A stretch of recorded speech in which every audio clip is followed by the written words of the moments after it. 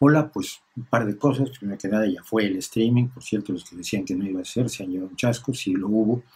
Gracias a todos los que participaron. Y yo tengo algunas preguntas que hacer a quienes participaron en él. Si no participaron, lo pueden ver por lo menos. Ahora 25 minutos estuvimos conversando el día de ayer, 11 de marzo. Y abajo dejo la URL del streaming para que podamos hablar de él. Pero yo quería saber, primero que nada, si les pareció correcto, si está bien. Yo creo que hora y media es demasiado, creo que hay que hacerlos de una hora. Si es que hacemos otro, la pregunta es primero que nada esa, si debemos o no hacer otro, si es mejor que sea temático o que sea abierto como ahora. A mí me gustó mucho el esquema abierto donde hablamos igual de política que de pseudociencias, de religión o de cuestiones sociales, pero me gustaría tener una opinión más generalizada, más amplia, ¿no? Más allá de la mía. Y voy a responder algunas preguntas, pocas preguntas que se quedaron atoradas en el streaming de ayer y que se podían haber respondido si no se me hubiera acabado directamente la luz. Empiezo. Me preguntaban sobre la medicina china, ¿qué parte tiene sentido? Ninguna. De hecho, la medicina china no existía como tal, había muchas formas de curanderismo diversas que en los años 50 Mao decidió reunir bajo una sola imagen para dar la idea de que la antigüedad china había tenido un enorme desarrollo tecnológico. Su propio médico, Li Shui, no me acuerdo, lo apuntaré luego aquí, su propio médico contaba cómo decía que Mao le decía tenemos que promoverla, pero yo no creo en ella.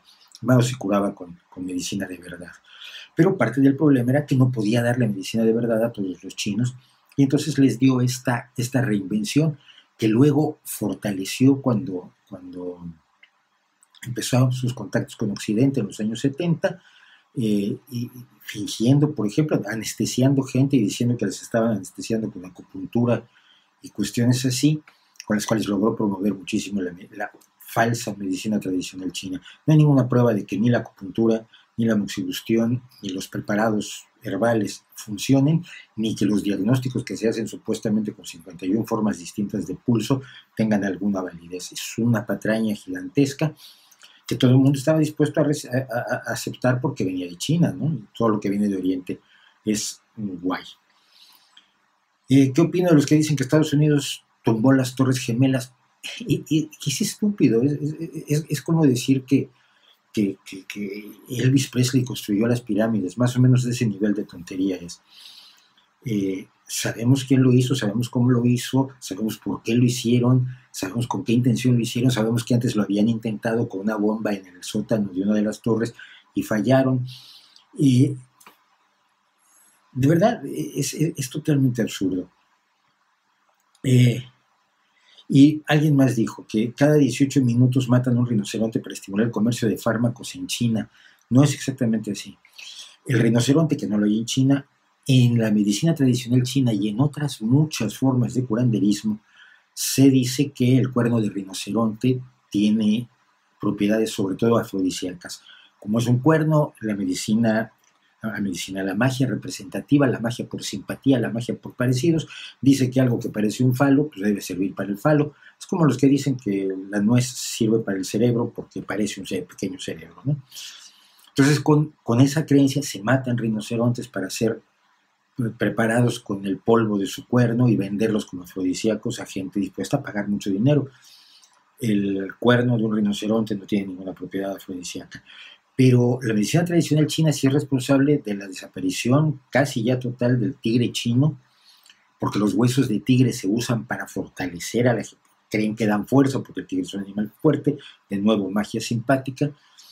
Y la famosa pomada del tigre para golpes y dolores musculares y dolores de huesos se hacía y se hace en algunos lugares todavía originalmente con huesos de tigre. Es una de las razones por las que está desapareciendo, como el uso de la bilis de oso asiático está no solo llevando a la extinción al oso asiático, sino que además provoca algo aterrador, que son granjas donde tienen osos que tienen la vesícula biliar conectada a una botellita donde les están extrayendo continuamente la bilis, porque la venden también para propósitos presuntamente medicinales, que no son tales. Es brujería, es magia.